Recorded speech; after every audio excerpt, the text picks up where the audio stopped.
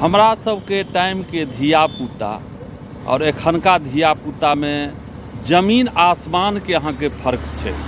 हमरा सब जखन छठा में गेल रहिए तखन अंग्रेजी पढ़ाई रहे, दिस इज ए पेन, दिस इज ए बुक। एखनका बच्चा सब केजीए से एतेक अंग्रेजी सीख ले छै जो ओकर वर्णन नहीं कयल जाए।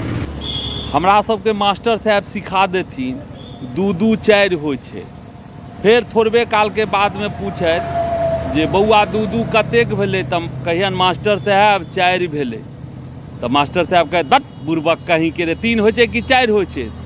तऽ हमहूँ सब कहिए नहीं नहीं ठीके कहै छियै मास्टर साहब, तीनिए भेलै।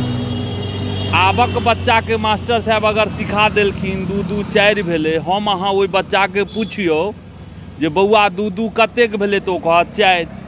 फिर ओकरा कहियो जे नहीं हो बौआ तीनिए होइ छै चारि नहीं होइ छै, तऽ ओ कहत अहाँके तऽ किछु अबिते नहीं है, अहाँ तऽ किछु बुझबे नहीं करै छियै, तऽ चारिए हेतै ने, तीन केना भऽ गेलै अहाँके। हमसब अहाँके कन्फ्यूज भऽ जाइए जे दू दू चारि भेलै, लेकिन मास्टर साहब कहथिन कि जे है बुड़बक कहीं के रे, तीनिए होइ छै तऽ चारि कतऽसँ भेलै रौ। तऽ कहिए मास्टर साहब ठीके कहै छियै तीनिए भेलै। आबक बच्चा कनिको कन्फ्यूज नहीं हैत, अगर वो दू दू चारि सीखने छै तऽ तीन अहाँके केखनो नहीं कहि सकैए, वो चारिए कहत। ओकरा अगर अहाँ कहबै नहीं नहीं दू दू तीनिए होइ छै तऽ ओकरा दूर अहाँके किछु अबिते नहीं अइ, अहाँ पहिने सीखू ग तहन आयब हमरा पढ़ाबऽ लए। आबक बच्चा कंप्यूटर के तरह अहाँके तेज निकलि गेल छै।